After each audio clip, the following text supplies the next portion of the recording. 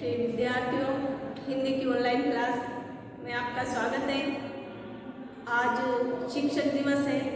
आप शिक्षक दिवस की आपको बहुत बहुत शुभकामनाएं और ईश्वर आपकी मनोकामना पूर्ण करे। हमेशा आप स्वस्थ रहे, मस्त रहे और ईश्वर आपको पढ़ने की शक्ति दे। यानी वीडियो देखा करो, पढ़ा करो, आप जीवन में खूब उन्नति करें।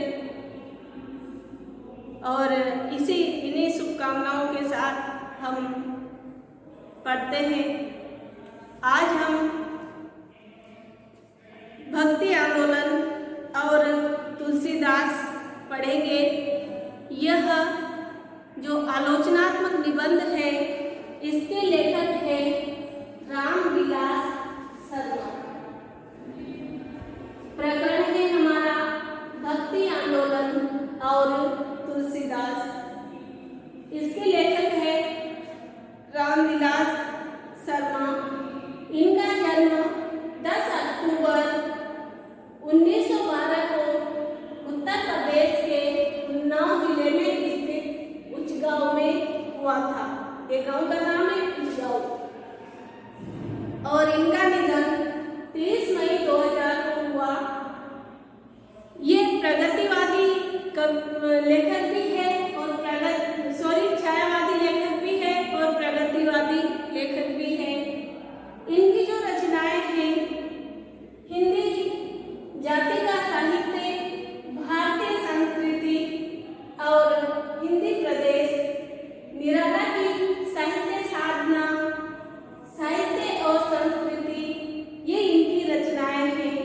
यहाँ पर जो रामविलास शर्मा जो लेखक है, ये इन्होंने निबंध लिखे हैं, आलोचनात्मक रचनाएं लिखी है, आलोचनाएं लिखी है। और यहाँ पर ये जो निबंध है इनका भक्ति आंदोलन और तुलसीदास, तो भक्ति आंदोलन का उदय किस प्रकार से हुआ और तुलसीदास जी का उसमें क्या योगदान है, इसके बारे में हम पढ़ेंगे। यहाँ पर ये जो भक्ति आंदोलन है और तुलसीदास जी है, तुलसीदास जी को समन्वय का कवि कहा जाता है। क्यों कहा जाता है? क्योंकि इन्होंने इनके यानी भक्ति काल में सभी में मेलजोल बना के रखा, समन्वय की भावना रखी। जब भक्ति आंदोलन हुआ तो उस समय उसमें सभी जातियां थी आंदोलन में, सभी जातियों ने भाग लिया और छुआछूत की, ऊंच नीच की, भेदभाव की भावना नहीं थी। यानी सभी में समन्वय बना के रखा, इसलिए इनको समन्वय का कवि कहा जाता है हिंदी साहित्य में। और ये जो भक्ति आंदोलन है, ये पढ़ने से पहले हम यहाँ पर लेखक परिचय जान लेते हैं। रामविलास शर्मा जो है, अंग्रेजी के प्रोफेसर होकर भी हिंदी के प्रकांड विद्वान और ऋग्वेद और मार्क्स के अध्येता यानी जानकार थे। रामविलास शर्मा आलोचक, इतिहास वेता यानी इतिहास के बारे में जानकारी प्राप्त करने वाले, जानकारी देने वाले और भाषाविद होने के साथ साथ एक अच्छे कवि भी थे। इन्होंने 100 से अधिक पुस्तकें लिखी है, जिनमें हिंदी जाति का साहित्य, भारतीय संस्कृति और हिंदी प्रदेश, निराला की साहित्य साधना, पश्चिमी एशिया और ऋग्वेद, भारत में अंग्रेजी राज और मार्क्सवाद, परंपरा का मूल्यांकन, भारतीय साहित्य की भूमिका, आस्था और सौंदर्य, भाषा, साहित्य और संस्कृति आदि प्रमुख है। अज्ञे द्वारा संपादित जो तार सप्तक जब हमने आगे से और देव पढ़ा, उसमें पढ़ा था कि तार सप्तक यानी 7 कवियों का जो समूह था, जिस समय उन्होंने काव्य रचनाएं की वो तार सप्तक कहलाया। और आगे इसके प्रवर्तक माने जाते हैं। उन्होंने 1943 से तार सप्तक का संपादन किया था और यहाँ पर 4 तार संपादक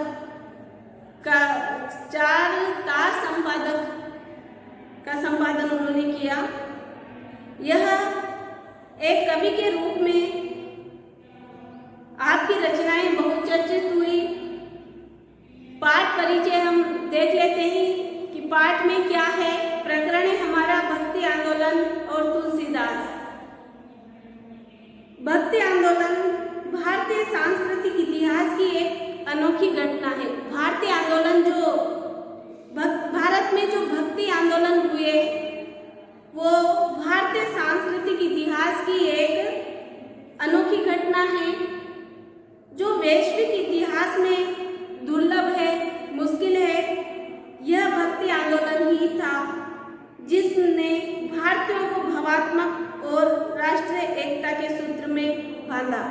यहाँ पर जो भक्ति आंदोलन हुआ उसने भारतीयों को भावात्मक और राष्ट्रीय एकता, राष्ट्र की एकता के सूत्र में बांधा है।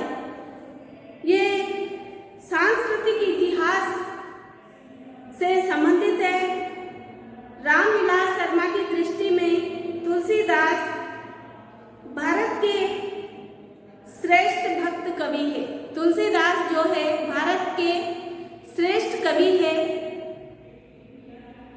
और क्यों है? क्योंकि तुलसीदास ने भक्ति के आधार पर जनसाधारण के लिए धर्म को सरल और सुलभ बना करके पुरोहितों के धार्मिक अधिकार की जड़ें हिला दी। पुरोहित यानी जो ब्राह्मण होते हैं उनके धार्मिक अधिकार, यानी ब्राह्मण जो होते हैं किस प्रकार से धर्म के नाम पर मैं किसी की भावना को आहत नहीं करना चाहती, लेकिन यहाँ इस पाठ में जो आया है उसके अनुसार जो ब्राह्मण है वो ब्राह्मणवाद, जैसे कि दक्षिणा के नाम पर अधिक लेना, पूजा पाठ के नाम पर, इनके नाम पर जो लूट यानी कि जो कार्य करते हैं, पैसे लेते हैं, उसके लिए कहा गया है। तो यहाँ पर धर्म के नाम पर होने वाले जो भी कार्य थे जिनमें लूट खसोट थी, उनकी जड़ें तुलसीदास जी ने हिला दी, अर्थात उनका विरोध किया था। इसीलिए तुलसीदास जी को भारत के श्रेष्ठ भक्त कवि कहा जाता है। और आपने देखा है कि तुलसीदास जी जो है रामचरितमानस के रचयिता है। इनके जो राम है वो दीन बंधु है, दीनों पर, गरीबों पर दया करने वाले हैं और यहाँ पर किसी भी प्रकार का भेदभाव ये किसी के प्रति नहीं करते थे। मानवीय करुणा इनके अंदर थी। तुलसी मानवीय करुणा के कवि है। यहाँ पर भी प्रश्न बन रहा है, तुलसीदास को मानवीय करुणा का कवि क्यों कहा गया है? क्यों कहा गया है? क्योंकि करुणा यानी दया, दया की भावना इनके अंदर थी। तो देखिएगा कि जो वनवासी जातियां हैं जो वनों में निवास करती है, कोल, किरात, आभीर, जवन, खस, सोपच, ये जो भी जातियां हैं जिनको शूद्र माना जाता है, अछूत माना जाता है, ये भी भक्ति का अधिकार इनको दिया गया तुलसीदास जी के द्वारा। इनको भी भक्ति आंदोलन में भाग लेने का, ईश्वर की भक्ति करने का अधिकार दिया गया। इसीलिए ये तुलसीदास जी मानवीय करुणा के कवि कहलाते हैं। तुलसी का साहित्य निष्क्रियता का साहित्य नहीं है, इसमें सक्रिय होकर के इन्होंने साहित्यिक रचनाएं की है और यह जीवन की अस्वीकृति का साहित्य भी नहीं है। यानी किसी भी प्रकार से तुलसीदास जी निष्क्रिय नहीं रहे, यानी निश्चेतन नहीं रहे। भारत के नए जागरण का कोई महान कवि भक्ति आंदोलन और तुलसीदास से अलग नहीं रह सकता। यानी भारत में किस प्रकार से भक्ति आंदोलन के माध्यम से जागृति उत्पन्न हुई और भक्ति आंदोलन के महान कवि माने जाते हैं तुलसीदास जी। डॉक्टर रामविलास शर्मा जैसे प्रगतिवादी समालोचकों द्वारा गोस्वामी तुलसीदास की प्रशंसा और स्वीकार्यता तुलसी के लोक नायक, कालजयी और शाश्वत कवि होने का प्रत्यक्ष प्रमाण है। डॉक्टर रामविलास शर्मा जो है, उन्होंने यह जो समालोचक निबंध लिखा है भक्ति आंदोलन और तुलसीदास, यहाँ पर रामविलास शर्मा प्रगतिवादी कवि है और इन्होंने गोस्वामी तुलसीदास की प्रशंसा स्वीकार्यता की है। तुलसीदास जी को लोकनायक, कालजयी और शाश्वत कवि भी कहा जाता है। ये जो हमारा पाठ का परिचय मैंने आपको दिया, इसमें पाठ में क्या है, पाठ परिचय में हमें समझ में आ जाना चाहिए कि पाठ में क्या है, क्या बताया है। तो यहाँ पर भक्ति आंदोलन जो हुआ उसके लिए समालोचक निबंध लिखा है रामविलास शर्मा ने, और ये आंदोलन जो है भक्ति आंदोलन भारतीय सांस्कृतिक इतिहास का भाग है। इसमें भारतीयों को, भक्ति आंदोलन ने भारतीयों को भावात्मक और राष्ट्रीय एकता के सूत्र में बांधा है। यानी भक्ति आंदोलन के माध्यम से लोगों में जो छुआछूत की, ऊंच नीच की, जाति पाति की जो भावनाएं थी उनको दूर किया और यहाँ पर तुलसीदास जी को इसके प्रमुख कवि रहे। सर्वश्रेष्ठ कवि तुलसीदास जी, इनको समन्वयवादी कवि कहा गया है, लोकनायक कहा गया है, क्योंकि इन्होंने सभी जातियों को साथ में लेकर के और समाज को साथ में लेकर के भक्ति आंदोलन में भाग लिया, यानी सभी को अधिकार दिया। और यहाँ पर इसलिए इन्हें मानवीय करुणा का कवि भी कहा गया है। तो आपको ये समझ में आ गया है कि भक्ति आंदोलन भारतीयों को भावात्मक और राष्ट्रीय एकता के सूत्र में बांधने का कार्य करता है। आगे बढ़ते हैं। तुलसीदास भारत के श्रेष्ठ भक्त कवि, भक्ति आंदोलन के निर्माता, ध्यान दीजिएगा, भक्ति आंदोलन के निर्माता किन्हें कहा गया है या किन्हें कहा जाता है, तो तुलसीदास जी को भक्ति आंदोलन का निर्माता कहा जाता है। और भक्ति आंदोलन में इन्होंने भाग लिया, ये श्रेष्ठ भक्त कवि है। उसी भक्ति आंदोलन की महान उपलब्धि है इनके साहित्य का सामाजिक महत्व, आंदोलन के सामाजिक महत्व पर निर्भर है, उससे पूरी तरह संबद्ध है। भक्ति आंदोलन अखिल भारतीय है, अखिल यानी संपूर्ण। भक्ति आंदोलन जो हुआ वो संपूर्ण भारत में हुआ था। देश और काल की दृष्टि से, यानी समय की दृष्टि से ऐसा व्यापक विस्तृत सांस्कृतिक आंदोलन संसार में दूसरा नहीं हुआ। ये जो भक्ति आंदोलन है ये सांस्कृतिक आंदोलन है, हमारे देश की संस्कृति से जुड़ा हुआ आंदोलन है। तो यहाँ पर ऐसा आंदोलन संसार में दूसरा नहीं हुआ जैसा कि भारत में हुआ।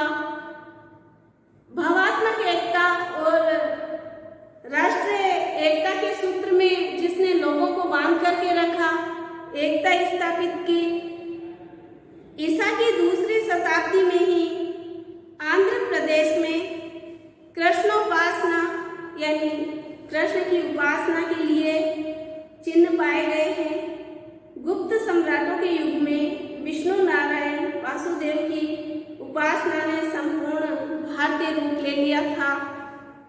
5वीं शताब्दी से लेकर के और 9वीं शताब्दी तक तमिलनाडु भक्ति आंदोलन का प्रमुख स्रोत रहा।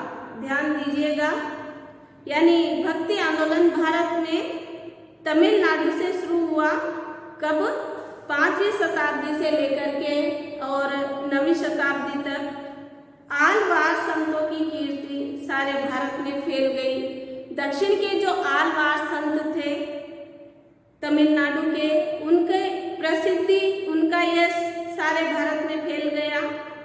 कश्मीर यानी कि भक्ति आंदोलन में अनेक कवि हुए, जिनमें से कश्मीर में ललदेव, तमिलनाडु में अंदाल भक्त कवि, बंगाल में चंडीदास भक्त कवि, गुजरात में भक्त कवि हुए नरसिंह मेहता, जिनका नाम तो आपने सुना ही होगा, और उनका जो प्रिय भजन है, वैष्णव जन तो तेने कहिए जो पीर पर आई जाने रे। भारत के विभिन्न प्रदेशों में भक्त कवि लगभग 1500 वर्ष तक जनता के हृदय को अपनी अमृत वाणी से सींचते रहे। अर्थात ये जो भक्ति आंदोलन के प्रमुख कवि है, ये अपनी रचनाओं के माध्यम से, अपनी लेखों के माध्यम से जनता को जागृत करते रहे। और जो भक्ति आंदोलन के प्रवर्तक माने जाते हैं, इस पाठ के अनुसार वो तुलसीदास जी हैं। तुलसीदास जी को समन्वय का कवि कहा जाता है, लोकनायक कहा जाता है, और मानवीय करुणा का कवि भी कहा जाता है। क्यों कहा जाता है?